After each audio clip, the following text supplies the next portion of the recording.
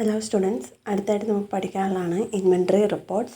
Page number 116 കിടക്കുന്നു. ഒരു ബിസിനസ്സിനെ സംബന്ധിച്ചിടത്തോളം ഇൻവെൻട്രി റിപ്പോർട്ട്സ് എന്ന് പറഞ്ഞാൽ വളരെ ഇമ്പോർട്ടൻ്റ് ആയിട്ടുള്ള ഒന്നാണ്. ഇൻവെൻട്രി റിപ്പോർട്ട്സ് എന്ന് പറഞ്ഞാൽ കുറേ ഇൻവെൻട്രി റിപ്പോർട്ട്സ് ഉണ്ട്. പല ടൈപ്പ് ഓഫ് ഇൻവെൻട്രി റിപ്പോർട്ട്സ് നമുക്ക് പഠിക്കാനായിട്ടുണ്ട്. അപ്പം നമുക്ക് ഓരോ റിപ്പോർട്ടും നമ്മുടെ റിക്വയർമെൻറ്റ്സിനനുസരിച്ച് നമുക്ക് അതിനെ ഓൾട്ടർ ചെയ്ത് കോൺഫിഗർ ചെയ്തെടുക്കാനായിട്ട് സാധിക്കും. അപ്പോൾ അതിലെ main categories of inventory reports ആണ് നിങ്ങൾക്ക് ടെക്സ്റ്റിൽ തന്നിരിക്കുന്നത്. ഒരു ചാർട്ടായിട്ട് അവിടെ കാണിച്ചിട്ടുണ്ട്. നിങ്ങളും ഇത് ക്വസ്റ്റ്യനൊക്കെ ചോദിക്കുന്ന സമയത്ത് ഇങ്ങനെ ചാർട്ടായിട്ടൊക്കെ വരച്ച് എഴുതുകയാണെന്നുണ്ടെങ്കിൽ മാർക്ക് കൂടുതൽ കിട്ടാനായിട്ട് ചാൻസ് ഉണ്ട്. അപ്പോൾ നമ്മുടെ ഇൻവെൻട്രി റിപ്പോർട്ട്സ് എന്ന് പറയുമ്പോൾ 3 ഉണ്ട്. സ്റ്റോക്ക് സമ്മറി ഉണ്ട്, ഇൻവെൻട്രി ബുക്സ് ഉണ്ട്, സ്റ്റേറ്റ്മെൻറ്റ് ഓഫ് ഇൻവെൻട്രി ഉണ്ട്. ഇൻവെൻട്രി ബുക്സിന് കീഴിൽ ഒരു 8 എണ്ണവും സ്റ്റേറ്റ്മെൻറ്റ് ഓഫ് ഇൻവെൻട്രിക്ക് കീഴിൽ ഒരു 7 എണ്ണവും പറഞ്ഞിട്ടുണ്ട്. അതിൽ ഫസ്റ്റ് വണ്ണാണ് സ്റ്റോക്ക് സമ്മറി. അത് നമുക്ക് കിട്ടുന്ന ലൊക്കേഷൻ എന്ന് പറയുന്നത് ഗേറ്റ് വേ ഓഫ് ടാലിയിൽ നിന്ന് നേരെ നമുക്ക് സ്റ്റോക്ക് സമ്മറി എടുക്കാനായിട്ട് സാധിക്കും.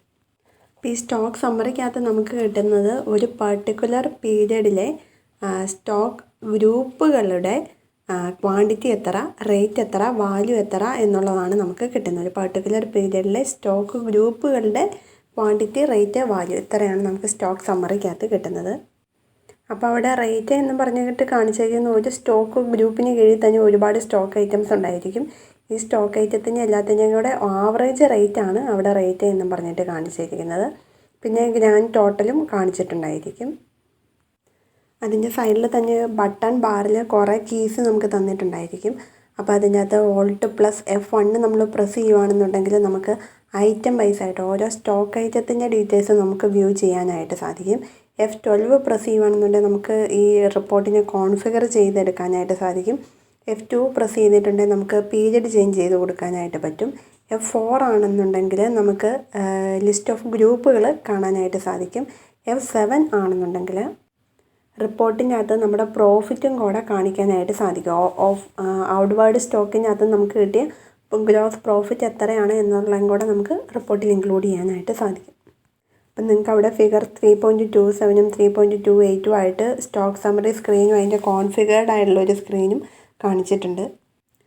അടുത്താണ് ഇൻവെൻട്രി ബുക്സ്. അത് ഗേറ്റ് വേ ഓഫ് ടാലിയിൽ ഡിസ്പ്ലേയിൽ നിന്നാണ് നമുക്ക് എടുക്കാനായിട്ട് സാധിക്കുന്നത് ഇൻവെൻട്രി ബുക്സ് എന്ന് പറയുന്നത്. അപ്പോൾ അതിൻ്റെ അകത്ത് തന്നെ കുറേ ഐറ്റംസ്, മെനു ഐറ്റംസ് കിടപ്പുണ്ട്. Stock items, group summary, sales orders book, purchase orders book, stock transfer, physical stock register, movement analysis, ageing analysis, അങ്ങനെ മൂവ്മെൻറ്റ് അനാലിസിസ് തന്നെ ഒരു 5 എണ്ണം വേറെ കിടപ്പുണ്ട്.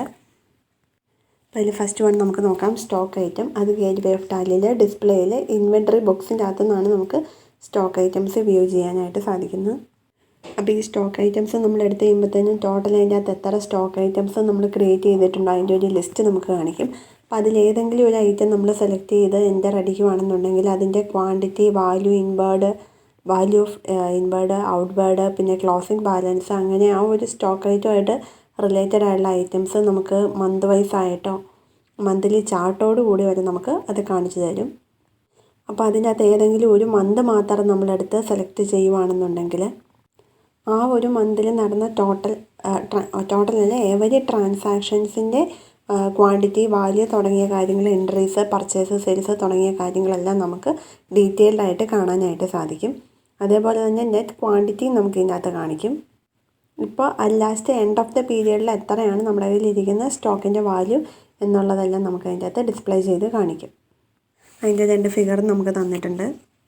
പിന്നെ അടുത്ത രണ്ടാമതാണ് ഗ്രൂപ്പ് സമ്മറി. അതിൻ്റെ ലൊക്കേഷൻ ഗേറ്റ് വേ ഓഫ് ടാലിയിൽ ഡിസ്പ്ലേ എടുക്കുക, ഇൻവെൻട്രി ബുക്സ്, ഗ്രൂപ്പ് സമ്മറി എടുക്കുക. അപ്പോൾ ഇതിനകത്ത് നമുക്ക് കിട്ടുന്നത് നമ്മൾ ക്രിയേറ്റ് ചെയ്ത് വെച്ചിരിക്കുന്ന സ്റ്റോക്ക് ഗ്രൂപ്പുകളുടെ ഒരു ലിസ്റ്റാണ് നമുക്ക് കിട്ടുന്നത്. അപ്പോൾ നമുക്കതിൽ ഏതെങ്കിലും ഒരു ഗ്രൂപ്പ് വേണമെന്നുണ്ടെങ്കിൽ സെലക്ട് ചെയ്ത് എൻ്റർ അടിച്ചാൽ മതി. അപ്പോൾ ആ ഒരു സ്റ്റോക്ക് ഗ്രൂപ്പിൻ്റെ കീഴിൽ വരുന്ന സ്റ്റോക്ക് ഐറ്റംസ് ഏതൊക്കെയാണെന്നുള്ളത് കാണിക്കും. അപ്പോൾ അതിനകത്ത് ഡീറ്റെയിൽഡ് ആയിട്ട് നമുക്ക് quantity, value, closing value, closing date തുടങ്ങിയ കാര്യങ്ങളെല്ലാം നമുക്ക് പീരിയഡ് വെച്ചിട്ട് അല്ലെങ്കിൽ ഡേറ്റ് കൊടുത്തിട്ട് നമുക്ക് കാണാനായിട്ട് സാധിക്കും. വീണ്ടും നമ്മൾ പ്രസ് ചെയ്യുകയാണെന്നുണ്ടെങ്കിൽ ഓരോ ഐറ്റത്തിൻ്റെയും മന്ത്ലി ആയിട്ടുള്ള inward, outward, closing balance, quantity തുടങ്ങിയ കാര്യങ്ങളെല്ലാം നമുക്ക് ചാർട്ടിൻ്റെ സഹായത്തോടു കൂടി കാണിക്കും. വീണ്ടും നമുക്ക് അതിൻ്റെ അകത്തു നിന്നൊരു മന്ത് സെലക്ട് ചെയ്യാനായിട്ടും ആ മന്തിലെ മാത്രം സ്റ്റോക്ക് വൗച്ചേഴ്സ് എത്ര എൻ്റർ ചെയ്തിട്ടുണ്ട്, ഓരോ purchase, sales, closing quantity, value, അങ്ങനെ ഓരോ ട്രാൻസാക്ഷൻസിൻ്റെ നമുക്ക് ഡീറ്റെയിൽഡ് ആയിട്ട് കാണിച്ചു തരും. നമുക്ക് ഇവിടെ ശരിക്കൊരു ഡ്രിൽ ഡൗൺ ഫെസിലിറ്റിയാണ് കിട്ടുന്നത്. ഗ്രൂപ്പ് തുടങ്ങി സ്റ്റോക്ക് ഐറ്റത്തിൻ്റെ ഏറ്റവും താഴത്തെ ലെവൽ വൗച്ചറെ വരെ ചെന്ന് നിൽക്കുന്ന രീതിയിൽ നമുക്ക് എൻ്റർ അടിച്ച് സെലക്ട് ചെയ്ത് പോകാനായിട്ട് സാധിക്കും. അതിൻ്റെ 2 ഫിഗർ അവിടെ കാണിച്ചിട്ടുണ്ട്. ഫിഗർ വായിച്ച് നോക്കുക. Then third one sales order book. അതിൻ്റെ അകത്ത് നമുക്ക് കിട്ടുന്നത് എത്ര സെയിൽസ് ഓർഡേഴ്സ് വന്നിട്ടുണ്ട്, അതിൻ്റെ അകത്തെ ഡീറ്റെയിൽസ് ഓഫ് ഐറ്റംസ്, ഓരോ സെയിൽസ് ഓർഡറിലുള്ള ഐറ്റംസ് ഏതൊക്കെയാണ് തുടങ്ങിയ ഐറ്റംസൊക്കെയാണ് നമുക്ക് കിട്ടുന്നത്. അത് gateway of Tally, display, inventory books, sales order book select ചെയ്താൽ മതി. പിന്നെ അടുത്താണ് പർച്ചേസ് ഓർഡേഴ്സ്. അതായത് നമ്മൾ എത്ര പർച്ചേസ് ഓർഡേഴ്സ് നമ്മൾ പ്ലേസ് ചെയ്തിട്ടുണ്ട്, അതിൻ്റെ അകത്ത് ഏതൊക്കെ ഐറ്റംസാണ് നമ്മൾ ഓർഡർ പ്ലേസ് ചെയ്തിരിക്കുന്നത് തുടങ്ങിയ കാര്യങ്ങളെല്ലാം ഡീറ്റെയിൽഡ് ആയിട്ട് കിട്ടുന്നതാണ് പർച്ചേസ് ഓർഡർ ബുക്കിൽ. അപ്പോൾ ഈ 2 എണ്ണം സെയിൽസ് ഓർഡർ ബുക്കും പർച്ചേസ് ഓർഡർ ബുക്കും നമുക്ക് കിട്ടണമെന്നുണ്ടെങ്കിൽ നമ്മൾ F11 ഫീച്ചേഴ്സിൽ ഈ 2 ഓപ്ഷൻസ് ആക്ടിവേറ്റ് ചെയ്തിട്ടുണ്ടെങ്കിൽ മാത്രമേ ഈ 2 ബുക്ക് നമുക്ക് കിട്ടുകയുള്ളൂ. അടുത്താണ് സ്റ്റോക്ക് ട്രാൻസ്ഫർ.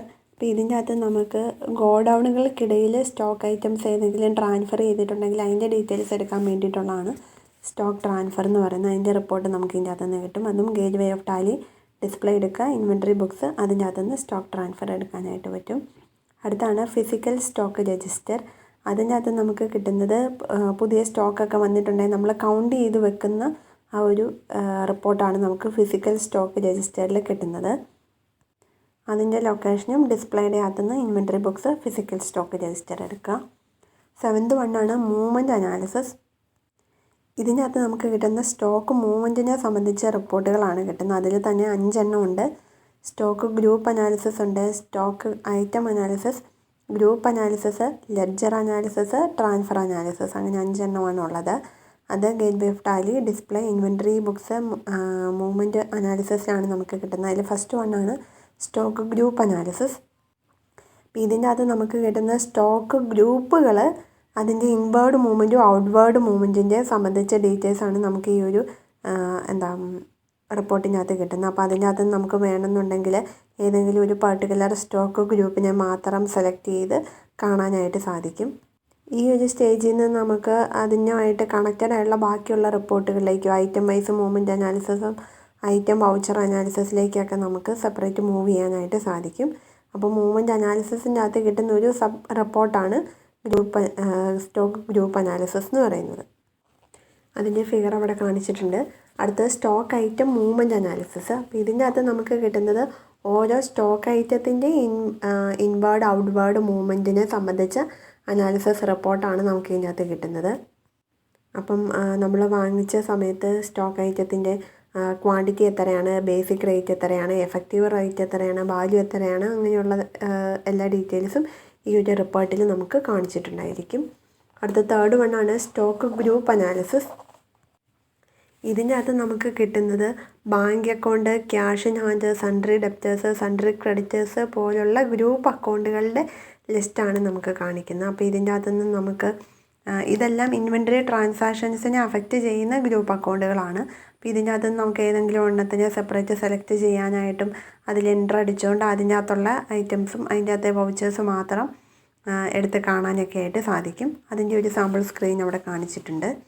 അടുത്താണ് ledger analysis. Stock group analysis പോലെയാണ് ലെഡ്ജർ അനാലിസിസ് എന്ന് പറയുന്നത്. അപ്പോൾ ഇതിൻ്റെ അകത്ത് നമുക്ക് ഇൻഡിവിജ്വൽ ലെഡ്ജർ അക്കൗണ്ടുകളാണ്, ഗ്രൂപ്പായിട്ടല്ല ഇൻഡിവിജ്വൽ ലെഡ്ജേഴ്സാണ് നമുക്ക് ഇതിനകത്ത് കിട്ടുന്നത്.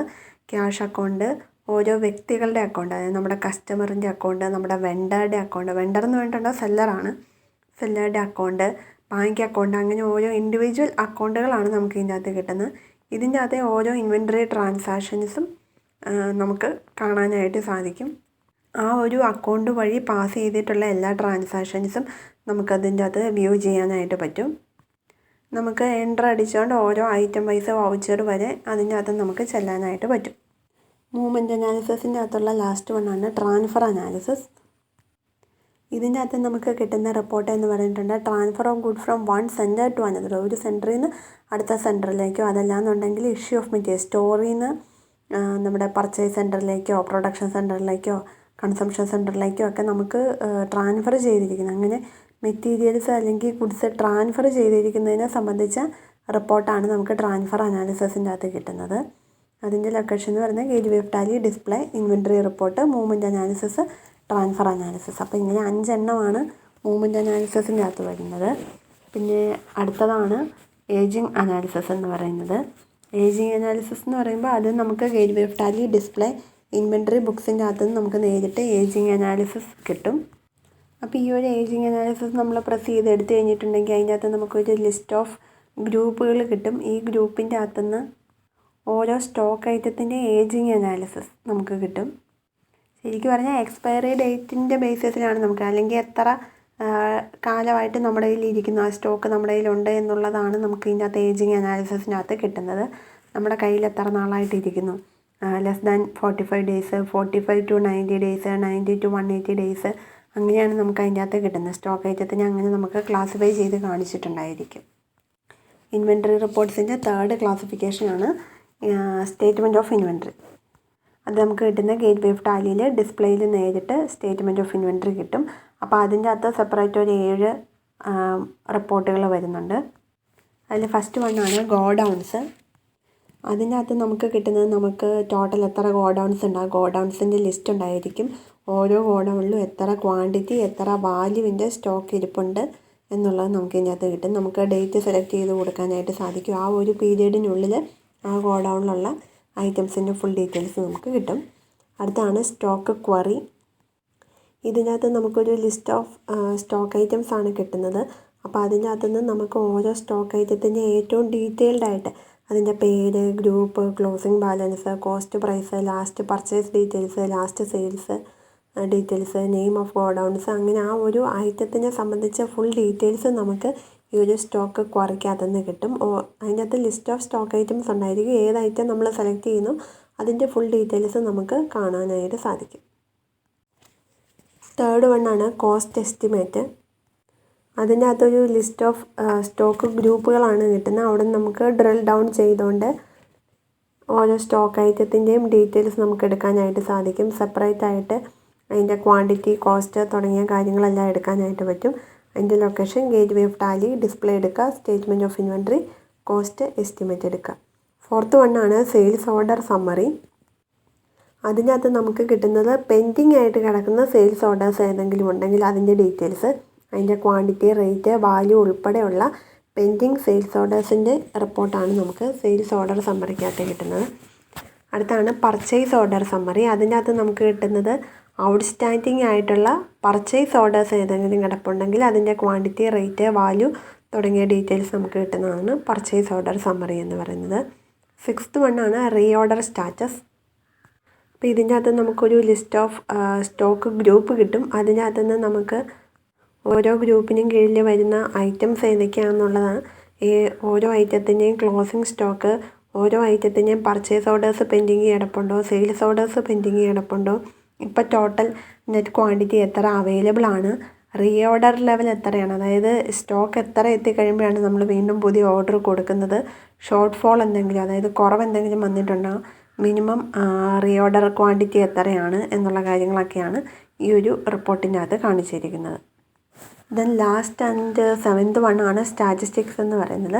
അപ്പോൾ ഇതിൻ്റെ അകത്ത് നമുക്ക് ശരിക്കും ഒരു കണക്കാണ് കിട്ടുന്നത്, അല്ലെങ്കിൽ അതിൻ്റെ അകത്തൊരു നമ്പേഴ്സാണ് നമുക്ക് സ്റ്റാറ്റിസ്റ്റിക്സിൻ്റെ അകത്ത് കിട്ടുന്നത്. അപ്പോൾ number of various voucher type, നമ്മൾ ഏതൊക്കെ വൗച്ചർ ടൈപ്പുകളാണ് നമ്മൾ യൂസ് ചെയ്തിരിക്കുന്നത്, അതിൻ്റെ പേര്, ഓരോ വൗച്ചർ ടൈപ്പിലും എത്ര അക്കൗണ്ട്സ് നമ്മൾ പാസ് ചെയ്തിട്ടുണ്ട്, ടോട്ടൽ നമ്പർ ഓഫ് ഗ്രൂപ്പ് അക്കൗണ്ടുകൾ എത്രയാണെന്നുള്ളത്, ലെഡ്ജേഴ്സ് എത്ര എണ്ണം ക്രിയേറ്റ് ചെയ്തിട്ടുണ്ട്, കറൻസി എത്ര എണ്ണം യൂസ് ചെയ്തിട്ടുണ്ട്, സ്റ്റോക്ക് ഗ്രൂപ്പുകൾ എത്ര എണ്ണം ക്രിയേറ്റ് ചെയ്തിട്ടുണ്ട്, സ്റ്റോക്ക് ഐറ്റംസ് എത്ര എണ്ണം ക്രിയേറ്റ് ചെയ്തു, ഗോഡൗൺസ് എത്ര, അങ്ങനെ എല്ലാത്തിൻ്റെയും പേരൊന്നുമില്ല, ജസ്റ്റ് നമ്പേഴ്സ് മാത്രം നമുക്ക് കിട്ടുന്നതാണ് സ്റ്റാറ്റിസ്റ്റിക്സ് എന്ന് പറയുന്നത്. അതിൻ്റെ ലൊക്കേഷൻ എന്ന് പറയുന്നത് gateway of Tally, display, statement of inventory, statistics ആണ്.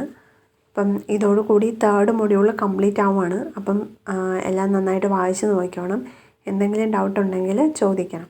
Okay, thank you.